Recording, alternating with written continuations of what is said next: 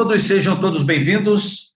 Estamos ao vivo agora aqui na cidade de Curitiba, no estúdio do Grupo FRG Mídias e Eventos. Só confirmando a hora certa, agora na capital paranaense, são 18 horas mais 6 minutos. Nós, antes de continuarmos com o nosso debate, temos algumas informações aos participantes, aos internautas que estão nos acompanhando nesta verdadeira maratona da informação e network, que iniciou ontem e está encerrando hoje, após este nosso debate. Neste ano, o Fórum Valorização Energética de Resíduos está sendo realizado em edição especial 100% online. Lembramos ainda que vocês, internautas, podem acompanhar todo este nosso conteúdo no canal do YouTube do Grupo FRG. Acesse o YouTube e se inscreva no canal Grupo FRG.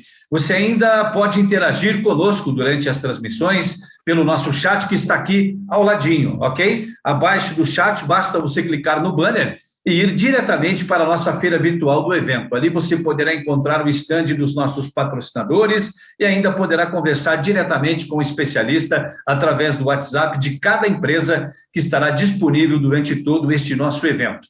Vamos lá, então, dando sequência, teremos agora a tão esperada mesa redonda, ESG, descarbonização, o tema, né? ESG, descarbonização, certificação e green bonds. Quero apresentar aqui os participantes, primeiramente, o nosso Rubens Aeb, senhor Rubens Aeb, vice-presidente executivo da Brem, que será o moderador deste debate. Também quero apresentar aqui o senhor Adalberto Maluf, presidente da Associação Brasileira do Veículo Elétrico, senhor Fernando Lopes, diretor técnico do Instituto Toton, também aqui conosco, senhora Júlia Ambrosano, analista de programas de infraestrutura do Climate Bonds Initiative, CBI São Paulo, senhora Luciana Basto Oliveira, representante da empresa de pesquisa energética EPE, e a senhora Mônica Saraiva Panic, né? Senhora Mônica Saraiva Panic, gerenciamento de projetos nas áreas de hidrogênio e célula a combustível. Só aqui, recapitulando, o senhor Luciano Basto Oliveira é o representante da empresa de pesquisa energética EPE. Senhoras e senhores, feitas as apresentações, então agora, Rubens, eu passo para você comandar aí esse debate que encerra, né, as nossas atividades nesse fórum que iniciou ontem e está encerrando hoje. Por favor, tenha bondade. Boa noite, Rubens. Boa noite, PC. Muito obrigado. Obrigado a todos que estão aí conosco desde ontem acompanhando esse evento, que também teve muito esforço, muita garra e todo mundo participou. Teve um engajamento muito bacana. Agradecer a todo mundo e vamos tentar agora finalizar com chave de ouro. Eu agradeço aos nossos participantes também, de grupos tão ecléticos, diferentes, instituições respeitáveis, né, que estão aí para desmistificar, debater um tema tão importante que a gente não deixa de esquecer, né, essa questão da descarbonização, um tema que está muito em alta, ESG, lembrando, né, para quem às vezes não lembra, Environmental, Social and Governance, né, ambiente, social e governança, super importante, uma pauta que extrapola só a ciência, extrapola várias questões ambientais, talvez a questão do século XXI seja essa, né. Então, a Brem agradece, vamos tentar finalizar da melhor maneira aí. E queria passar a minha primeira pergunta para o Adalberto, até eu estou curioso para saber um pouquinho da visão dele, né? Nosso presidente da ABVE aí. Adalberto, qual é que é a tua visão hoje de como o setor de veículos elétricos pode descarbonizar? A gente sabe muita coisa sobre isso, está em pauta, às vezes tem Tesla, tem um monte de coisa, Elon Musk, mas é uma visão talvez um pouco mais técnica e também voltada para a realidade do Brasil. Como é que você vê esse contexto ainda junto ao Waste to Energy, Adalberto? Por favor. Olá, boa tarde a todos. Obrigado, Rubens, pelo convite. Abrem, PC, muito bom encontrá-los, muitos amigos aqui também. Assim, existiam algumas tendências muito importantes que já ocorriam antes da pandemia, né? Seja no setor automotivo, do veículo elétrico, autônomo, conectado, no setor elétrico como um todo, a descentralização, né? O crescimento da geração distribuída, a descarbonização, a eletrificação, então o papel da mobilidade elétrica na mudança dessa nova matriz. Eram processos que vinham caminhando, mas o que nos parece é que 2020 foi um ano de inflexão muito importante. As previsões, por exemplo, da Bloomberg New Energy Finance, em março do ano passado, era que o mercado de veículos elétricos iria cair no mundo, em função da pandemia, né, da redução dos subsídios na China. Mas o que a gente viu, pelo outro lado, foi um grande crescimento, né? Um crescimento de mais de 43% na venda de veículos elétricos. O mundo, ano passado, passou de 10 milhões de carros elétricos, né? Claro, a China ainda domina mais de metade desse mercado, mas um rápido crescimento na Europa. A Europa viu saltar as vendas de veículos elétricos, né? Quando eu falo elétrico, seria 100% elétrico, né? A bateria, o híbrido plug-in ou o hidrogênio.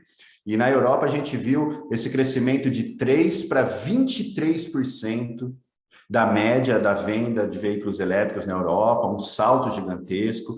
Já nesse primeiro quadrimestre agora de 2021, um crescimento de 150% da venda de veículos elétricos, agora liderado também pelos Estados Unidos, após o plano do Joe Biden, né, ali de investimentos de 2 trilhões nessa infraestrutura verde, nas energias renováveis, na complementação de novas tecnologias para esse setor. Então, o mercado vem caminhando muito rápido, a gente já está falando de 600 mil ônibus elétricos rodando, quase 50 mil caminhões elétricos rodando nas cidades brasileiras, né? A consolidação de novas tecnologias, como hidrogênio, fuel cell, que se soma a esse processo. Aqui no Brasil também, o crescimento da venda de veículos híbridos flex, que é uma vocação muito importante do Brasil, em função da disponibilidade de biocombustíveis, em especial do etanol. Então, são processos que vêm crescendo pela liderança dos governos, né, pelo mundo como um todo, e também pelas empresas. Aqui no Brasil, a gente vê já o exemplo de muitas empresas líderes, em função das suas agendas, né, de ESG, tentando avançar cada vez mais com a eletrificação, primeiro na logística urbana. Então, empresas que estão diminuindo aí a sua pegada de carbono com furgões elétricos, né, com caminhões elétricos. A gente teve grandes anúncios nesses últimos anos de associadas nossas lá na BVE, né, de frotas de empresas de bebida, de logística, né, empresas de gestão de lixo, inclusive empresas de gestão de lixo no Brasil que hoje já tem, por exemplo, usinas de geração de energia, né, com os resíduos, gerando para os caminhões elétricos. A gente tem também exemplos de tentativas de valorização do resíduo. Então, por exemplo, aqui no interior de São Paulo, a cidade de Salto, né, um projeto da empresa Corpus, que é a gestora do sistema, ela tem 100% de caminhões elétricos rodando na cidade, né? Então, 100% da frota de caminhões já são elétricos.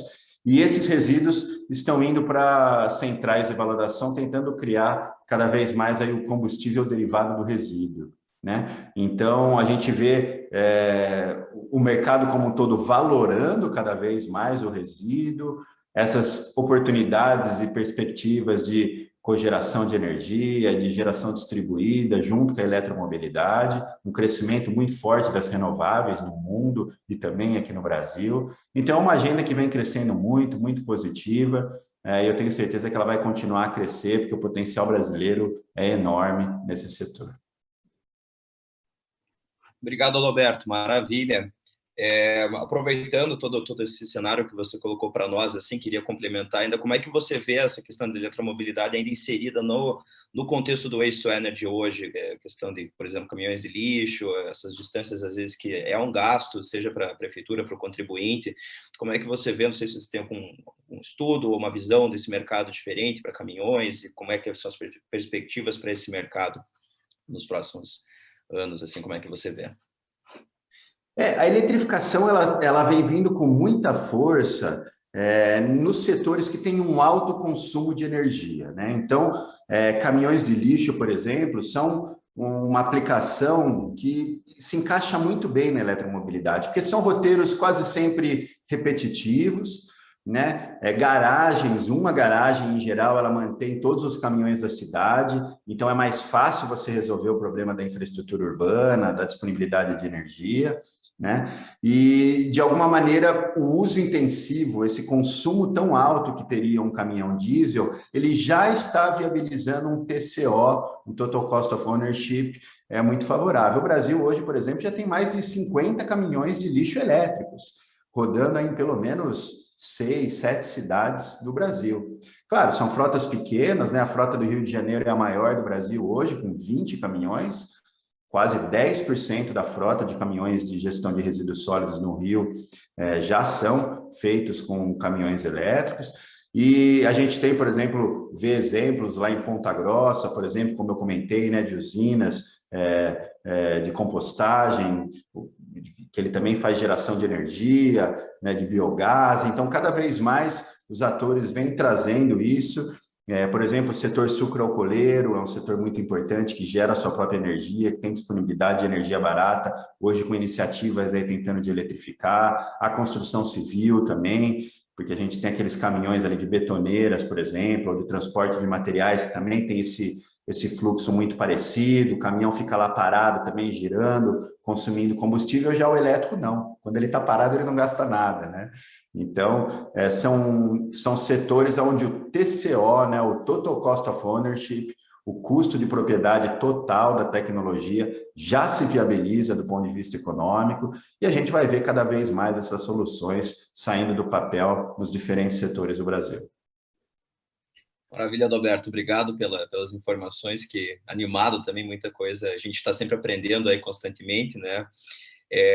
E aproveitando esse contexto, né, desses dados, essa questão do Total Cost of Ownership e essas questões, eu queria estender a próxima pergunta já, fazer a ponte para o Luciano. E perguntava para o Luciano, que é um profissional que está trabalhando há um tempo conosco, é um prazer estar com você aqui, Luciano, por sinal.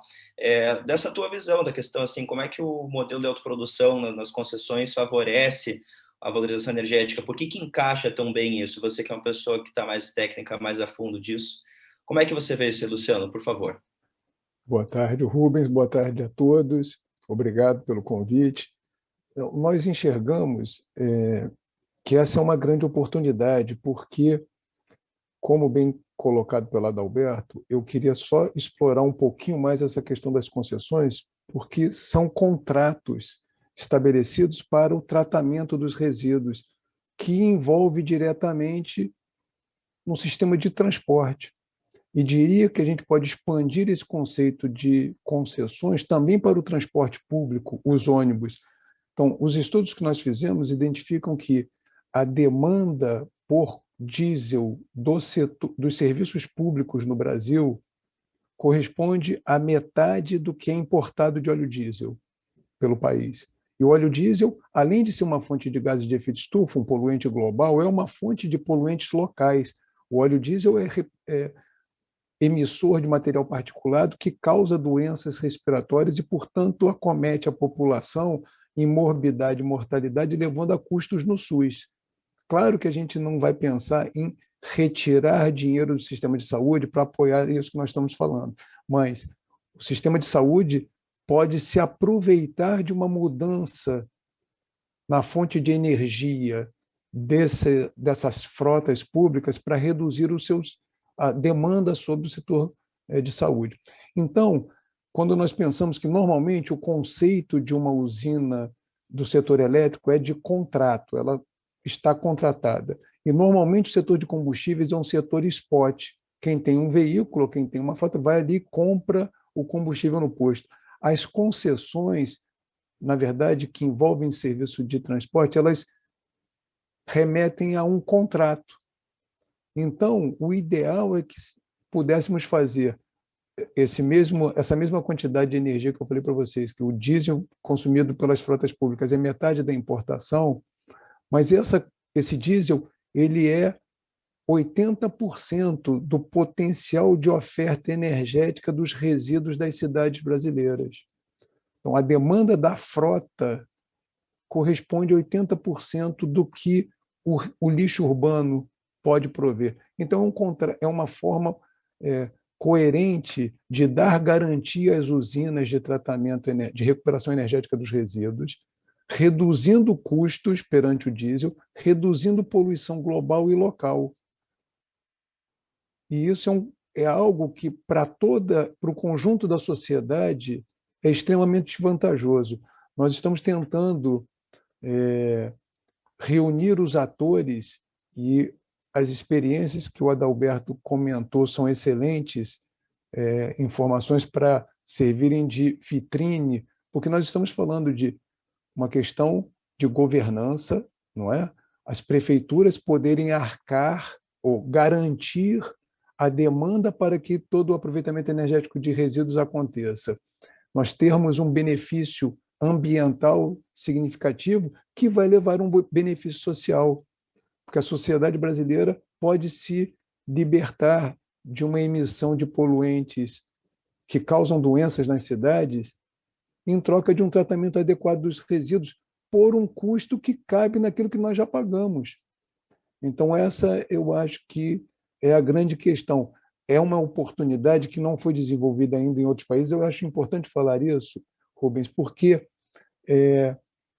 o desenvolvimento da tecnologia é algo que permite umas evoluções, né? Quando eu era garoto, a televisão era por antena e o telefone era por fio, a gente tinha que entrar na fila. Hoje, a televisão é por fio e o telefone é por sinal.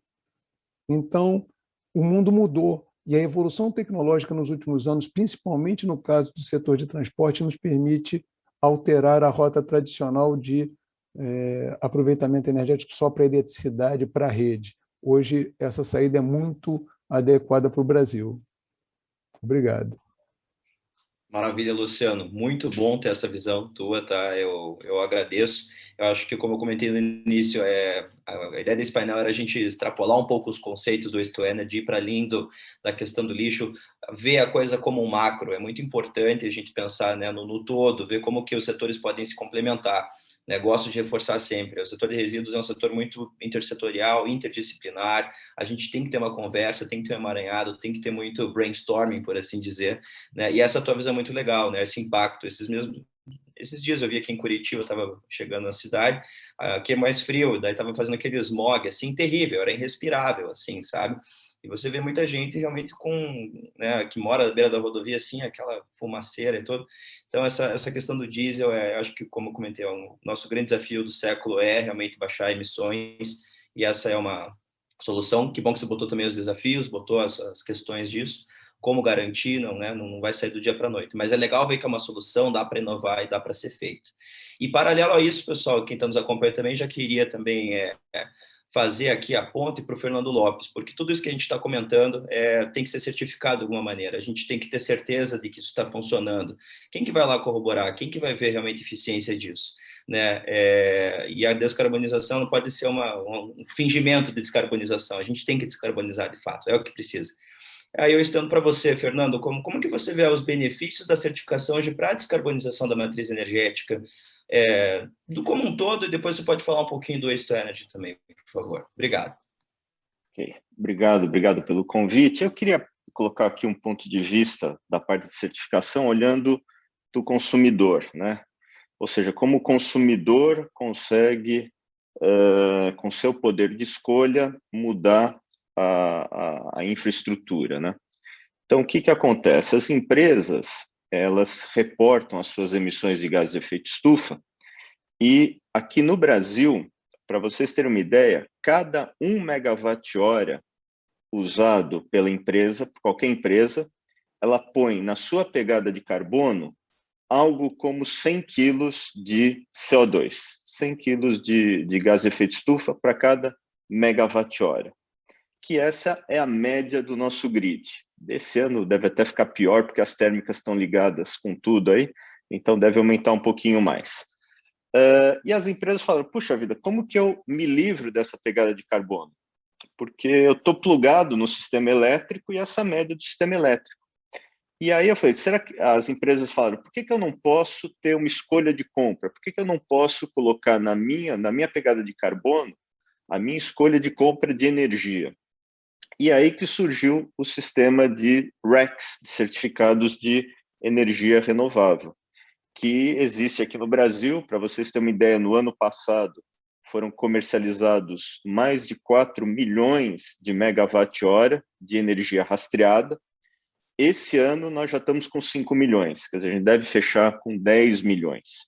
E isso passa por um sistema de certificação, ou seja, as empresas que adquirem certificados de energia renovável, elas conseguem diminuir a sua pegada de carbono, até ser zero na parte de energia. Então é aquele dilema, né, que o pessoal fala, vamos colocar veículos elétricos na Europa.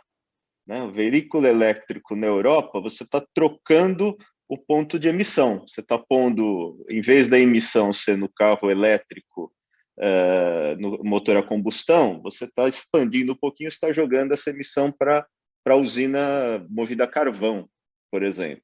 Agora, se você quer abastecer o seu carro elétrico com energia renovável, isso tem um monte de pontos na Europa, já existem os RECs, que são aposentados, lá chamam-se garantias de origem.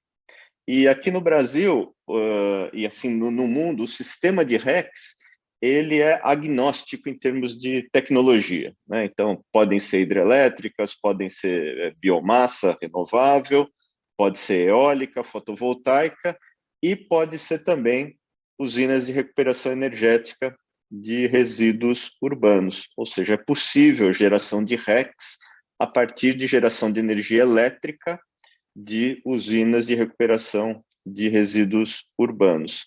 Aqui no Brasil não tem nenhum caso ainda, até porque o mercado que está sendo construído, sendo colocado, mas à medida que essas usinas entrarem em operação, já é possível. De fato, já é possível que dentro do processo de recuperação energética, você tenha uma parte orgânica que pode virar biogás. E para vocês terem uma ideia, o gás hoje, uma empresa que usa gás natural, para cada 1 metro cúbico, põe na conta da empresa 2 quilos de CO2. Se você usa biogás, é praticamente zero. Não é zero, mas se reduz em 98% as emissões que a empresa se aloca em função do uso do biogás. E aí o biogás também existem certificados de gás natural renovável que passam por todo o processo de rastreabilidade e de certificação. Uma coisa que está se fazendo hoje na Europa é o hidrogênio, né, que vai ser falado aí pela Mônica, né? O hidrogênio, você tem o hidrogênio cinza, você pode fazer uma bateria de hidrogênio, né, que ali é considerado uma bateria a partir do gás natural, fóssil. É hidrogênio, mas é hidrogênio cinza. Tá? E você pode ter o hidrogênio a partir da eletrólise da água ou a partir de biocombustíveis. Aí é hidrogênio verde. Como você diferencia? A molécula é igual. Precisa ter um processo de certificação que dá o carimbo lá no hidrogênio verde. Então, além disso, tem que se pensar nas externalidades das usinas de recuperação de energia de resíduo urbano, né? Você tem todo o movimento dos caminhões, né? Como essas usinas podem ficar mais próximas aos centros urbanos, você mesmo usando diesel, você tem uma pegada de diesel bem menor. Se usar veículos elétricos, joia, melhor ainda. Então, é muito importante a gente ter todos esses produtos do ponto de vista, esses ativos ambientais, do ponto de vista do consumidor, ele não consegue diferenciar. Então, tem que ter um processo de carimbo, tem que ter um processo de certificação. Maravilha, Fernando. Obrigado pela tua perspectiva aí também, agrega muito. É bom sempre pensar nessas externalidades, estar analisando isso. Interessantes os números também que você trouxe para nós, essa questão da compensação ali, né? Realmente muito bacana. Queria estender uma última pergunta a você, assim, como é que você está vendo, dentro da tua experiência no Instituto Totum, aí, como é que está se desenvolvendo esse mercado e o que você espera aí dos últimos tempos? Está havendo uma adesão? Quer dizer, tem gente que pensa, por que eu vou me certificar, né, só para ser legal? Não, isso está sendo bom no sentido econômico, né? A gente sabe que muitas políticas, apesar da boa vontade, elas não, né, têm um certificado, um selo de qualidade bacana. O que isso está agregando hoje para o mercado e vai vir agregar, por exemplo, no mercado de waste to energy? Vamos lá. RECs hoje são um negócio. As geradoras de energia, elas podem te vender energia sem garantia de origem, e aí vai vender a 150, 170, 180 reais o megawatt-hora. Vendendo essa energia com RECs, com garantia de origem, daí 1,5%, 2% mais caro. Então, hoje se torna um negócio. O biometano também, o biogás rastreado, também é um produto que tem um valor agregado maior, porque você agrega o ativo ambiental referente às baixas emissões. Então, especificamente no setor elétrico, é dinheiro. Ou seja, os consumidores estão dispostos a pagar por uma energia rastreada. Maravilha, obrigado. Eu comento isso porque é sempre interessante, né, mostrar para o público, quem ainda estiver nos acompanhando aí. Obrigado pelo teu esclarecimento. E apesar disso, né, pessoal, a gente viu aí um pouco da parte elétrica com o Adalberto, passamos para o Luciano, a questão de como a gente vê essas alternativas, externalidades, tudo isso, digamos, rastreado pelo Fernando. E queria já passar para a próxima pergunta para a nossa amiga Júlia Ambrosano, da Climate Bond Initiative, também outra instituição que eu tenho o máximo respeito, está fazendo um belo trabalho aí. E muito se fala em green bonds, títulos verdes, essas coisas assim, e queria desmistificar um pouquinho isso para o nosso público também, Julia. Sempre digo, não adianta a gente ficar aqui no clube do Bolinha, né, sempre falando entre nós. É importante a gente passar isso para o público leigo, para quem está querendo aprender, para profissionais do setor, então é uma coisa que a gente busca fazer na Brem. E, Júlia, explica um pouquinho para a gente, de repente, assim, como é que funciona esse negócio de green bonds, para quem está nos acompanhando, e quais os benefícios deles, por que é uma coisa interessante, por que vocês estão nessa área de atuação, e quais os benefícios, não só para o setor, como para o Waste to Energy também, de uma maneira geral. Obrigado. Obrigada a todos, né? Obrigada pela apresentação, Rubens. Os títulos verdes, eles são, na verdade, uma oportunidade de financiamento, né? Óbvio que quando a gente está falando da rotulagem, verde, porque é uma rotulagem a nível da operação financeira, né? E aí, só a título de explicação, como que a Climate Bond se insere, né, dentro disso tudo? Nós temos o único esquema de certificação da operação, né? Diferente da certificação ali que o Fernando estava explicando, mas a certificação da operação financeira, né? Somos uma organização internacional, então uma rotulagem, uma certificação, né, reconhecida no mundo inteiro. E aí que a Climate Bonds se insere.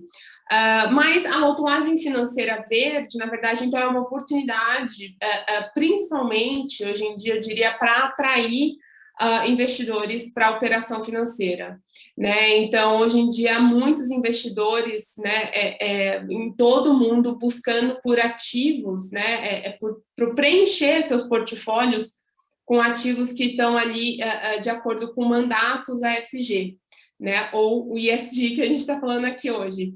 Então, obviamente, o ambiental, ele entra na parte da rotulagem de uma operação que está financiando um ativo ou um projeto verde, né? Então, quando a gente está falando de títulos verdes, a gente está falando de uma operação financeira de dívida no mercado de capitais, ou também pode ser um empréstimo bancário rotulado como verde, né? E essa rotulagem, então, ela é feita com base nesses critérios, né, que a CBI desenvolve junto a grupos da indústria e grupos da academia e da ciência, né? E aí nós somos o secretariado, né? Não é que a gente chega e inventa, né, esses critérios, mas é com esses dois grupos, e a partir disso a gente produz os critérios. Os critérios, eles são públicos, eles estão no site da Climate Bonds Initiative, né? E aí um dos critérios que a gente tem é a gestão, né, de resíduos sólidos,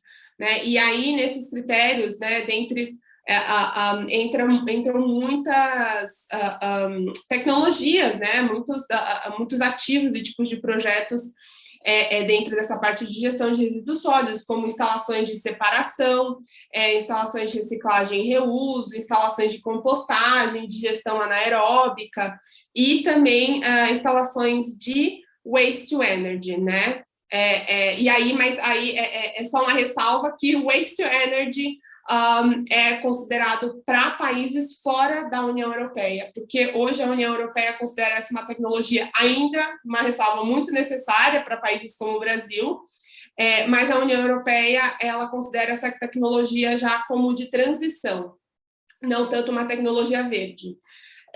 Então, eu acho que para fechar, né, essa minha primeira fala, essa minha primeira reação, eu diria que a oportunidade da rotulagem verde, ela está realmente na grande demanda do mercado por esses tipos de ativos, né, de investidores. Então, nós temos sempre investidores reportando ali uma maior demanda desses títulos, né, e com isso, às vezes, até um benefício de preço. Mas são títulos do mercado de capitais ou empréstimos, né, convencionais.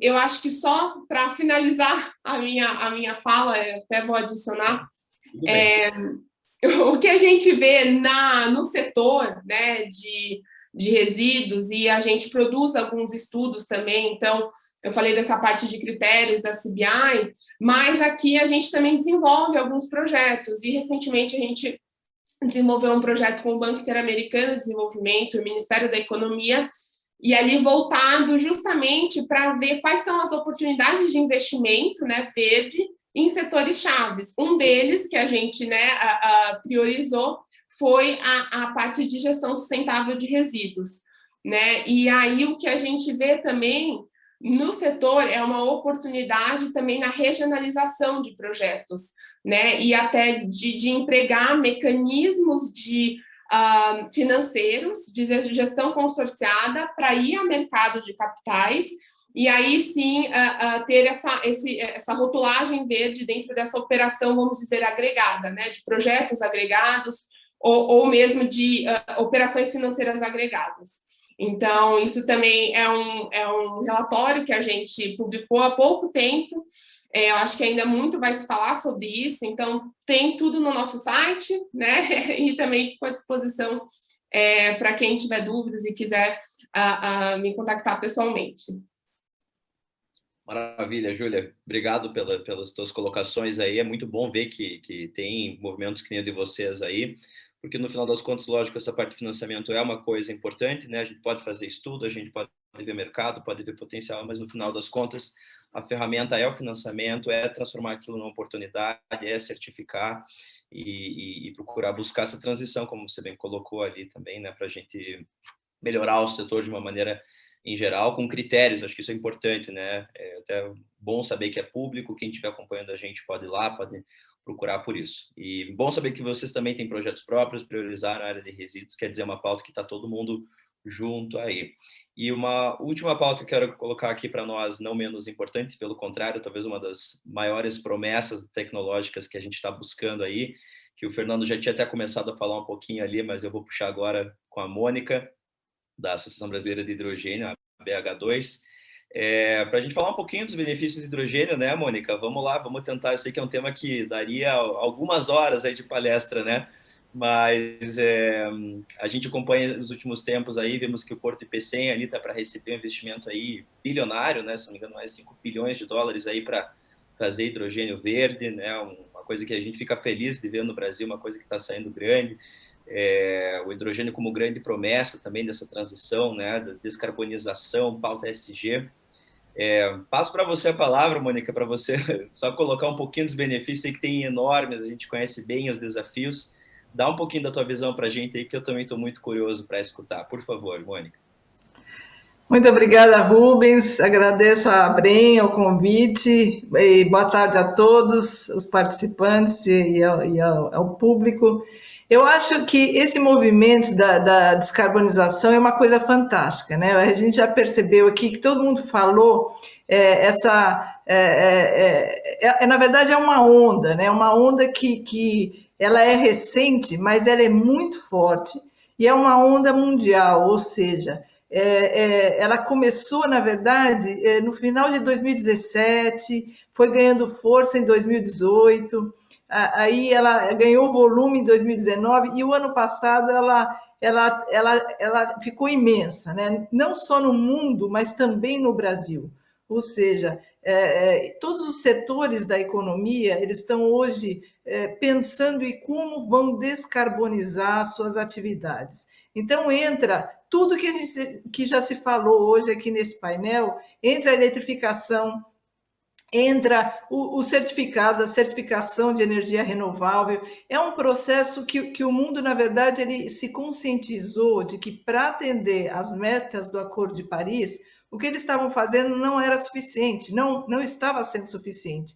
Então, o que é preciso integrar e instalar uma grande quantidade de energia renovável e setores que demandam energia, como o transporte e a indústria, precisam ser descarbonizados em grande escala.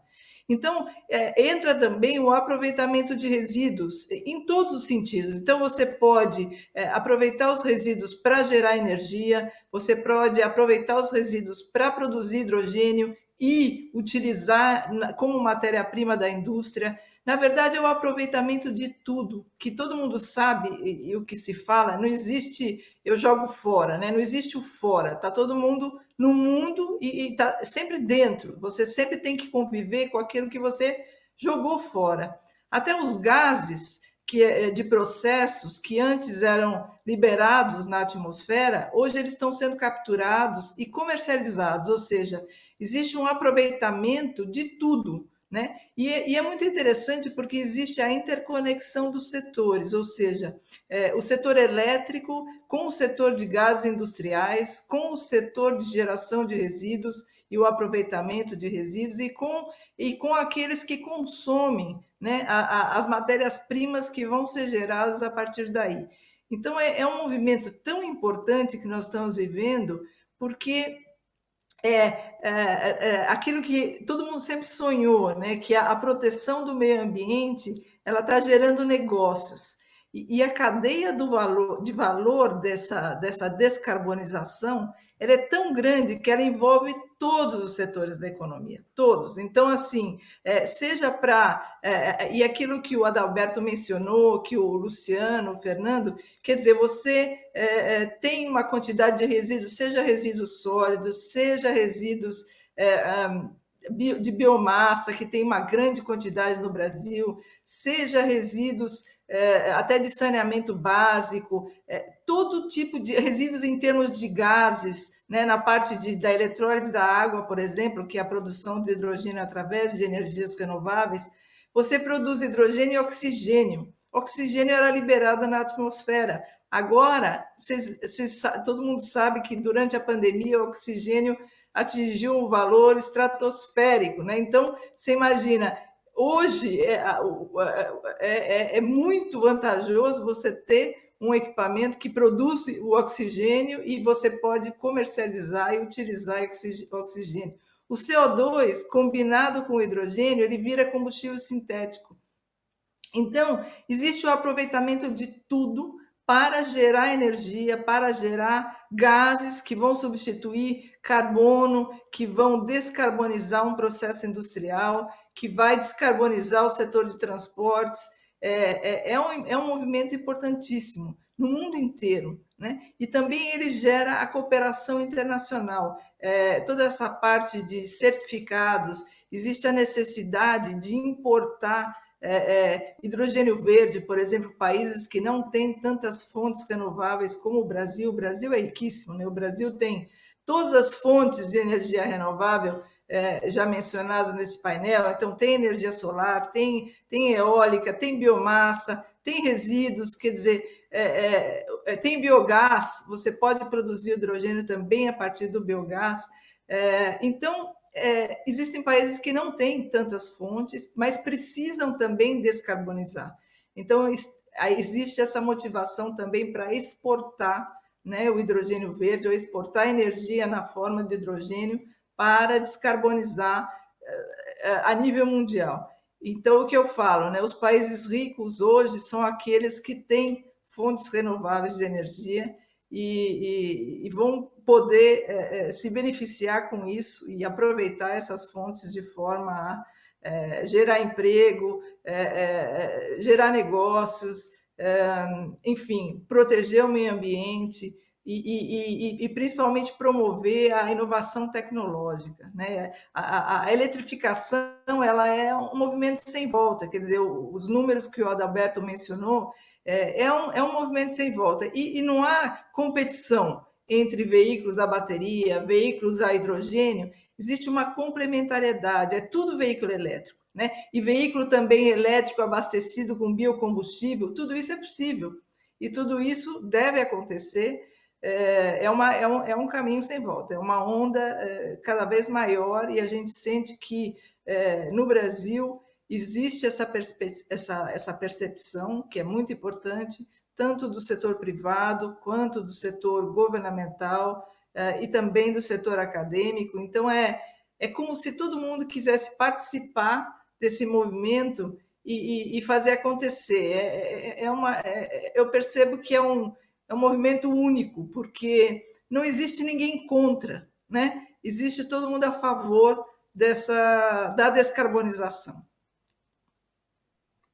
Maravilha, Mônica. Obrigado pela tua visão também aí. Muito bom aprender assim, né? Uma questão até de exportar hidrogênio. Puxa, uma coisa a gente pode não só suprir nosso mercado, como também botar valor agregado, transformar os nossos recursos naturais de maneira sustentável ainda para exportação. Vamos aguardar os próximos episódios do hidrogênio, né? Eu sou bastante otimista também, acho um mercado sensacional. Obrigado por explicar como ele está correlacionado também com os outros setores, né? Tem gente que às vezes parece que é uma competição, não, é o carro elétrico, é o carro hidrogênio, é isso ou aquilo. Não, na verdade é tudo muito complementar e vai depender de caso a caso, certo? Não existe solução, né, mágica para nada, mas é bom de ver que tem muita coisa, muito recurso, muita oportunidade, não só na área de certificação, na área de investimento, nas tecnologias novas, né? Muita gente, até pessoas às vezes próximas, perguntam, hidrogênio, recuperação energética de resíduos, parecem temas tão distantes da realidade social, né? Muita gente às vezes fala para nós assim, isso é o futuro. Não, isso é o presente, né? Isso, na verdade, já é parte da nossa realidade e que a gente espera que aumente no futuro.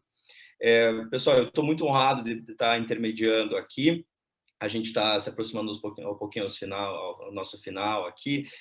Queria saber se alguém de vocês tem uma consideração, gostaria até de perguntar alguma coisa, colocar mais alguma informação.